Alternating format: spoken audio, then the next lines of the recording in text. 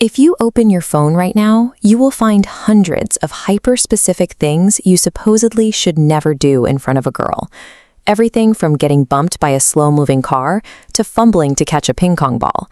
It's incredibly easy to write this off as a toxic, entirely made-up internet trend. But a new psychological study published earlier this year reveals there is hard science behind this reaction. The study defines the ick as a sudden feeling of incongruence, the jarring gap between the cool, charismatic person someone believed you were and the awkward reality of your actual behavior. What the researchers discovered is a massive gender divide. Women experience this sudden loss of attraction significantly more often than men do.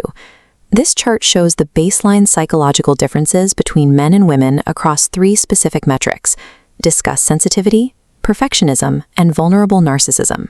The data reveals that women consistently score higher across all 3 categories. These 3 psychological traits create a specific threshold for attraction, turning seemingly minor social blunders into visceral deal breakers. We can map out exactly how these tripwires get triggered. In his book, The Art of Seduction, Robert Greene outlines 8 behavioral archetypes that instantly kill attraction. Those classic archetypes align perfectly with the modern psychological tripwires identified in our 2025 study. Let's look at the first pillar, disgust sensitivity. Greene calls men who trigger this the vulgar and the brute. The brute rushes physical intimacy before comfort is established, while the vulgar lacks a verbal filter, bringing up offensive or highly sensitive topics way too early. You can see how lethal that lack of a filter is in recent data. A 2023 U.S. survey found that 76% of women stated that a partner identifying as a MAGA Republican is an absolute deal-breaker for them. Rambling about polarizing politics on a first interaction triggers an immediate disgust response. The same biological alarm sounds when you talk negatively about an ex. There is a psychological phenomenon called spontaneous trait transference. When you speak badly about someone close to you, whoever is listening will subconsciously attach those exact negative qualities to you. The second pillar, perfectionism, is triggered by the windbag and the bumbler.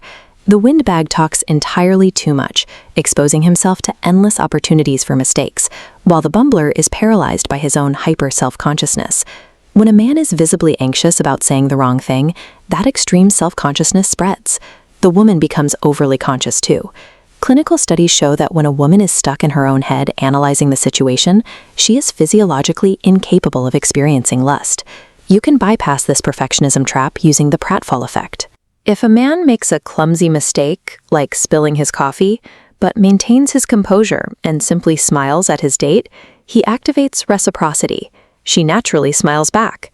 Owning a minor mistake proves you have high social calibration, turning what should have been a massive turnoff into a demonstration of unshakable charisma. The third and final pillar is vulnerable narcissism. In this context, that means a heightened sensitivity to rejection and intense concerns about maintaining one's own self-image.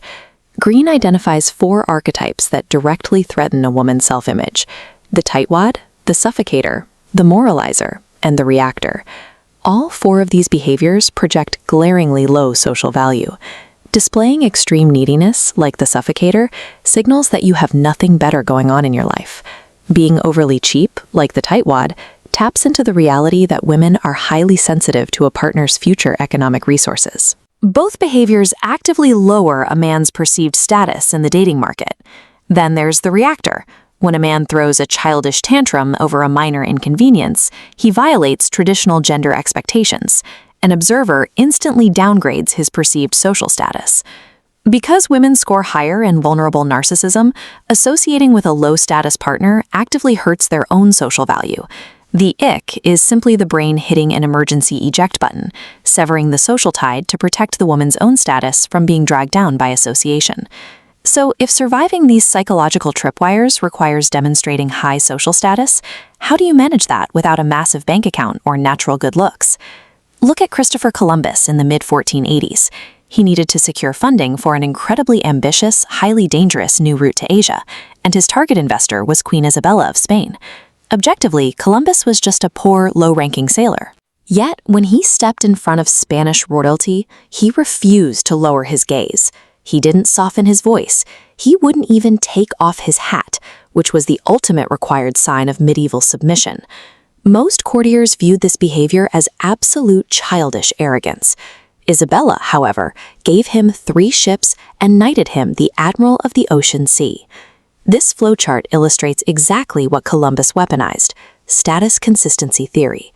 When a person with low status consistently acts as if they possess high status, they create a jarring cognitive disconnect. To resolve this tension, the brain tricks itself into believing the consistent high-status behavior. Breaking your own frame in an awkward moment triggers the reaction far more reliably than the mistake itself. Holding consistent status through that friction remains the most effective way to navigate the science of seduction.